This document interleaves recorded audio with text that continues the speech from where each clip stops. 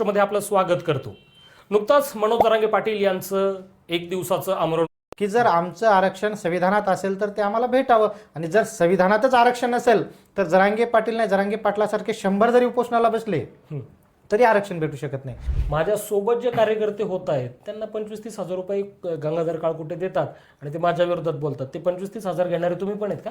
आता हाके सरांचं जर आम्ही काढत बसलो तर तुम्हीच म्हणता आम्ही जुने सहकारी आहे, म्हणजे आमचं त्यांना आणि त्यांचं आम्हाला सर्व एकमेकाला माहीत आहे। तर याच गंगाधर नाना काळकुटे सोबत व्हिडिओ कॉलवर ते बोलले का नाही त्यांनी खंडोबाची शपथ घेऊन सांगावं। त्यावेळेस ते स्वतः म्हटले होते की नाना मला थोडं पदरात घ्या, तुम्ही काही दिवस सांभाळून घ्या। एक दिवस मनोजदादा जरांगे पाटील यांचा मी फोटो माझ्या घरामध्ये नक्कीच लावणार। हे जर त्यांचे शब्द नसतील तर त्यांनी खंडोबाची शपथ घ्यावी, कारण जे काही मला भेटलंय ते फक्त पाटलांवर टीका करण्यामुळे भेटलेलं आहे। आणि जे तुम्ही आरोप जर म्हटलं तर आम्ही हॉटेल ट्रायडनला जवळपास 8 दिवस होतो। मग हाके सरांनी सांगावं हॉटेल ट्रायडनचं बिल कोणी दिलंय? प्रेक्षकांनो नमस्कार, मी अभिजित दराडे पॉलिटिकल महाराष्ट्रामध्ये आपलं स्वागत करतो। नुकताच मनोज जरांगे पाटील यांचं एक दिवसाचं आमरण उपोषण झालं आणि या उपोषणामध्ये महत्त्वाचा एक विशेष चर्चेचा विषय होता आणि एक व्हिडिओ फार व्हायरल झालेला होता की या आंदोलनात धनगर समाजाने मनोज जरांगे पाटील यांच्या उपोषणाला पाठिंबा दिला। ढोल वाजवत आले आणि जरांगेंना पाठिंबा दिला। तिथं त्यांनी एक भाषणही ठोकलं, ते भाषणही फार व्हायरल झालं होतं। जे तिथं धनगर समाजाच्या वतीने मराठा समाजाच्या आंदोलनाला पाठिंबा द्यायला आले होते ते यशवंत संघर्ष सेनेचे संस्थापक विष्णू कुराडे सर माझ्यासोबत आहेत।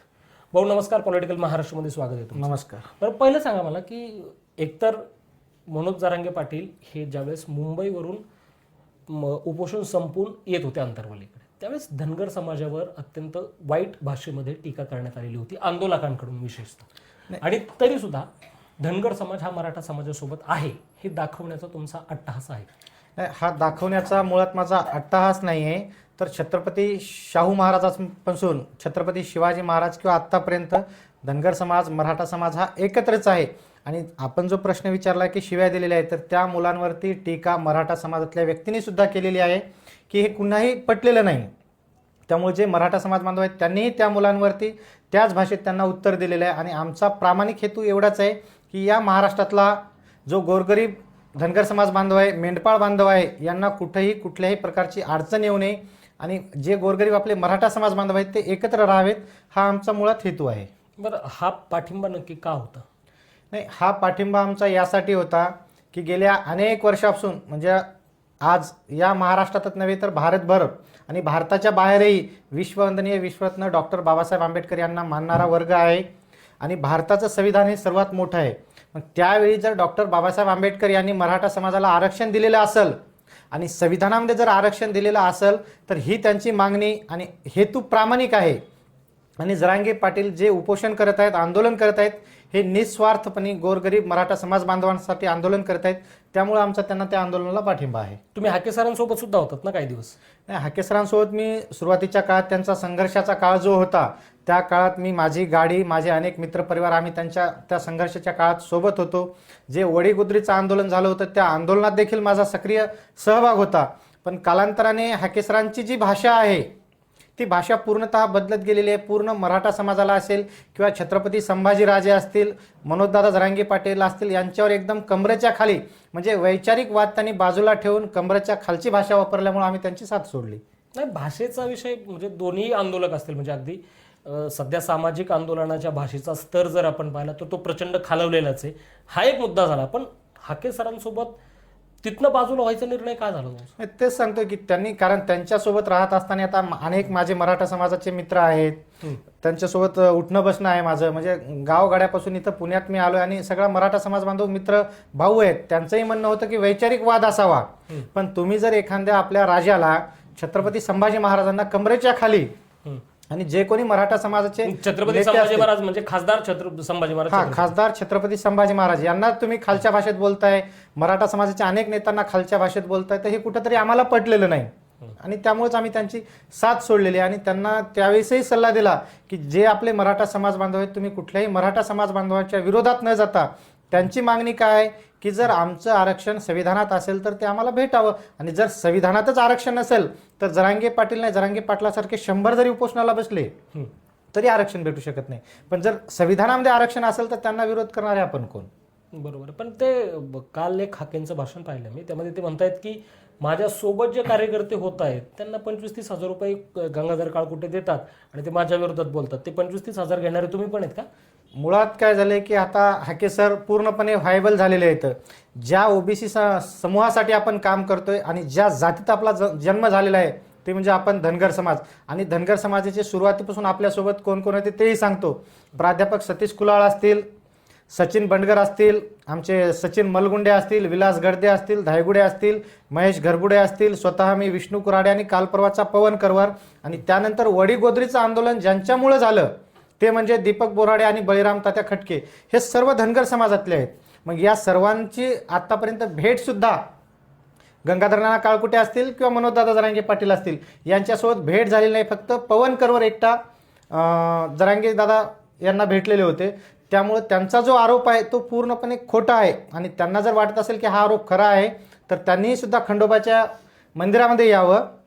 मीही खंडोबाची शपथ घेतो आणि माझ्यासोबत जे पवन करवर असतील, अनेक जण असतील, तेही शपथ घेतील आणि तिथं खरं खोटं काय आहे ते कळेल सर्व महाराष्ट्राला की कुणी कुणाकडून पैसे घेतलेले आहेत. आता हाके सरांचं जर आम्ही काढत बसलो तर तुम्हीच म्हणता आम्ही जुने सहकारी आहे, म्हणजे आमचं त्यांना आणि त्यांचं आम्हाला सर्व एकमेकाला माहीत आहे. पण या महाराष्ट्रापुढं कुठलाही वाद किंवा त्यांच्या काही उणे धुणे आम्हाला काढायचे नाहीत, म्हणून आम्ही शांत आहोत. असं काय केलेलं आहे जे तुम्हाला काढायचं नाही? बऱ्याचशा काही गोष्टी आहेत ज्या की या महाराष्ट्राला किंवा एक समाजाचा नेता म्हणून आम्ही त्यांच्याकडे, मी ओबीसी नेता म्हणून कधी बघितले नाही, पण ज्या जातीत जन्म झालेला आहे त्या जातीचे असल्यामुळे आम्ही टीका करत नाही. पण जर त्यांनी वेळोवेळी माझे सहकारी पवन करवर असतील, विलासजी असतील गडदे किंवा अनेक जे माझे सहकारी यांच्यावर जर सातत्यानं ते टीका करत राहिले तर नक्कीच त्यांच्या काही रेकॉर्डिंग असतील. जसं की त्यांनी सांगितलं की गंगाधर काळकुटेकडून ते 30,000 रुपये काहीतरी असं आरोप केला आहे. तर याच गंगाधर नाना काळकुटेसोबत व्हिडिओ कॉलवर ते बोलले का नाही त्यांनी खंडोबाची शपथ घेऊन सांगावं. त्यावेळेस ते स्वतः म्हटले होते की नाना मला थोडं पदरात घ्या, तुम्ही काही दिवस सांभाळून घ्या. एक दिवस मनोजदादा जरांगे पाटील यांचा मी फोटो माझ्या घरामध्ये नक्कीच लावणार. हे जर त्यांचे शब्द नसतील तर त्यांनी खंडोबाची शपथ घ्यावी. फार मोठं गौप्यस्फोट करतायत. हा कधीची घटना आहे आणि कशा संदर्भात झाली होती? ही घटना सांगतो, ज्यावेळेस त्यांनी अजितदादा पवार स्वर्गीय आता आपल्यात नाही येतं, अजितदादावर ज्यावेळेस त्यांनी टीका केली होती पवार साहेबावरती, आणि टीका केल्याच्या नंतर या महाराष्ट्रामधून अनेकांनी लक्ष्मण हाके यांना विरोध केला होता. पण या महाराष्ट्रातून फक्त आम्ही पुढाकार घेऊन यशवंत संघर्ष सेनेच्या वतीनं त्यांची साथ दिली. पत्रकार परिषद घेऊन आम्ही हाके सरांची बाजू मांडली, आणि जे अमोल मिटकरी आहेत आमदार, त्यांनी जे वक्तव्य केलं होतं त्यावरती सुद्धा आम्ही बोललो की अमोल मिटकरीची आम्ही गाडी फोडू. आणि हा सर्व प्रकार झाल्याच्या नंतर लक्ष्मण हाके यांनी आम्हाला घरी बोलवलं होतं. त्यावेळेस माझ्यासोबत विठ्ठल कदम जे की मराठवाडा मित्रमंडळाचे अध्यक्ष आहेत हेही माझ्यासोबत होते. आणि त्या ठिकाणी गेल्याच्या नंतर हाके सर त्यावेळेस अस्वस्थ होते, घाबरलेले होते की सगळीकडून टीका होत आणि कुणीही साथ देत नाही आहे.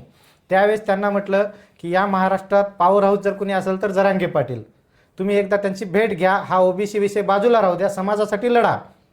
तर त्यांनी सांगितलं एक फोन लावून द्या तुम्ही. म्हटलं आता ते डायरेक्टर बोलणार नाहीत, पण गंगाधर नानासोबत तुमचं मी बोलणं करून देतो. त्यावेळेस त्या ठिकाणून मी व्हिडिओ कॉल करून गंगाधर नानाचं आणि त्यांचं बोलणं करून दिलं.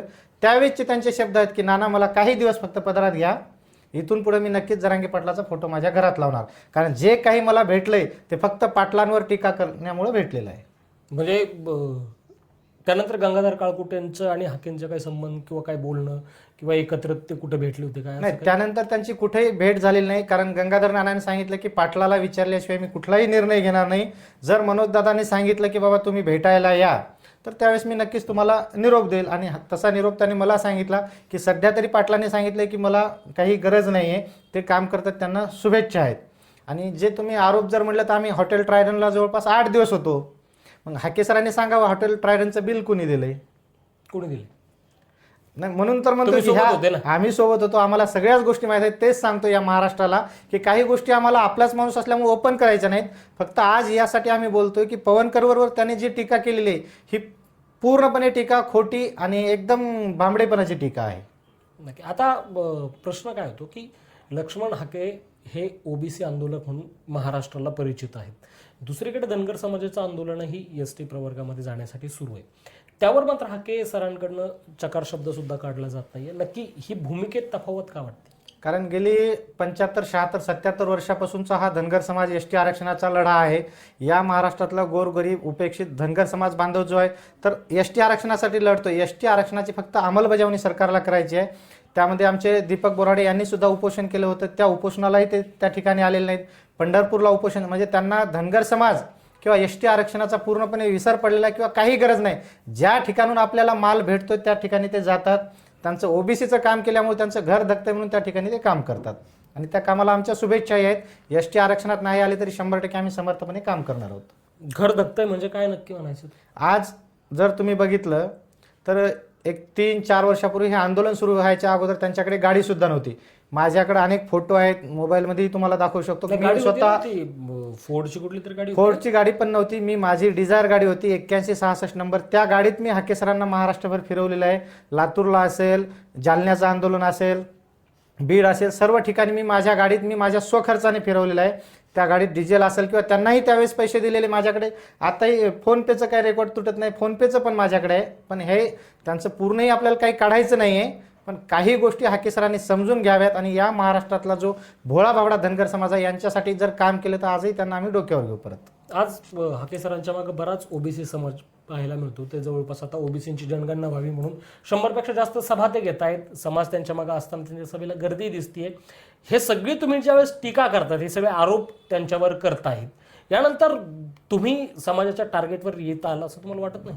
नाही, मुळात ते समाजासाठी कामच करत नाहीत ना. ओबीसी समूहासाठी जरी त्यांनी काम केलं तर धनगर समाजासाठी आतापर्यंत हाके सरांनी कुठं निवेदन दिलेलं एखादं दाखवावं. एखाद्या कलेक्टर ऑफिसला नाही, ओबीसी जरी असेल, मुळात एसटी आरक्षणाचा जो प्रश्न आहे, मला सांगा, आज आम्ही धनगर समाज बांधव एसटी आरक्षणामध्ये आहोत, याची फक्त अंमलबजावणी करायची. जर आम्ही एसटीमध्ये गेलो तर ओबीसीचा आणि आमचा तेवढा काही संपर्क राहणार नाही ना, आमचा सेपरेट वर्ग होणार आहे. त्यामुळे त्या आपलं जे हक्काचं आहे ते लढायचं सोडून ते विनाकारण दुसरीकडे पळतात. बरं, तुमच्या आणि जरांगे पाटलाचे फारच जवळचे संबंध आहेत असं दिसतंय. नाही, जवळचे संबंध म्हणजे त्यांची मागणी मला योग्य वाटली. कारण त्यांचं काय म्हणणं आहे, म्हणजे मी ग्रामीण भागातला आहे, हिंगोली जिल्ह्यातला आहे. त्यांचं म्हणणं आहे की एखादं एकर वावर जर माझ्या नावावर असेल, माझी सातबारा असेल आणि मी जर माझी सातबारा मागत असेल तर काय हरकत आहे. त्यामुळे जर आमचं आरक्षण कुणबीमध्ये असेल तर ते आम्हाला भेटावं आणि निस्वार्थपणे ते मागणी करतायत. त्यामुळे आम्ही त्यांच्यासोबत आहोत. त्या दिवशी त्या उन्हात जे उपोषण झालं तिथं तुम्ही होतात ना? उन्हात उपोषण झालं, दिवसभर मी त्या ठिकाणी होतो. सकाळी मी पाठिंबा दिल्याच्या नंतर आणि त्यांनाही सांगितलं होतं जोपर्यंत तुम्ही उपोषण सोडणार नाहीत तोपर्यंत आम्ही त्या ठिकाणी थांबून राहणार आहे. त्यानंतर त्यांच्यावर अनेकांनी काही आरोप सुद्धा केले की तुम्ही संध्याकाळी गेले आणि काही पाणी पिलं, हे केलं. पण त्या ठिकाणचा मी स्वतः साक्षीदार आहे. त्या ठिकाणी सुद्धा CCTV आहेत, ज्यांचं घर आहे किंवा रान आहे त्या ठिकाणी CCTV आहे. सगळे पत्रकार मीडिया बांधव होते. असा कुठलाही प्रकार झालेला नाही. मग ते नवनाथ आबा असतील किंवा हाके सर असतील, माझी यांना एक विनंती आहे की आपण त्यांच्यावर बोलण्यापेक्षा जे आपण काम करत आहेत त्या ओबीसी समूहावरतीच आपण काम करावं, विनाकारण टीका करण्यात वेळ घालवू नये. हाके सर ढेकळात उपोषण करणार होते. नाही, काय झालं आता वेळोवेळी जरांगे पाटलांचं उपोषण झालं की हे म्हणतात मी उपोषण करणार आहे. माझं म्हणणं आहे कधीतरी तुम्ही स्टँड घ्या ना, की त्यांच्या अगोदर तुम्ही उपोषण करा. त्यांनी म्हटलं पाहिजेत की हाके सरचं हे उपोषण सुरू आहे, मी या ठिकाणी उपोषण करतो. म्हणजे महाराष्ट्रात आतापर्यंत एवढी वेळ आंदोलन किंवा उपोषण जरांगे पाटलाचं झाले, त्यावेळेस तुम्ही म्हणता की मी उपोषण करतोय आणि यावेळी तुम्ही ढेकळात उपोषण करतो म्हणताय. वडीगोद्रीला का नाही? कारण ज्या व्यक्तीने तुम्हाला त्या ठिकाणी बसवलेलं होतं ते बळीराम खटके, त्यांचा विरोध केला म्हणजे ते बळीराम तात्या खटके सुद्धा त्या ठिकाणी तुम्हाला उपोषणाला बसू देत नव्हते. म्हणजे ओबीसीचं काम करत असताना तुम्ही धनगर समाजाचे सर्वच तोडायले ना. मग तुमची भूमिका काय पुढची? नाही, आता आमची भूमिका, यशवंत संघर्ष सेनेची भूमिका पूर्णपणे आणि स्पष्ट आहे की जे प्रामाणिकपणे काम करत आहेत संघर्ष योद्धा म्हणून दादा जरांगे पाटील यांच्या आरक्षणाच्या लढ्यात आम्ही कायमस्वरूपी आणि शेवटपर्यंत साथ देणार. नक्कीच. हे यशवंत संघर्ष सेनेचे अध्यक्ष होते आणि लक्ष्मण हाके यांचे हे जुने सहकारी. अगदी लक्ष्मण हाके यांच्या सुरुवातीच्या काळापासून ते सोबत होते. अनेकदा त्यांच्यासोबत बऱ्याचशा आंदोलनात हा चेहरा तुम्ही पाहिला सुद्धा असेल.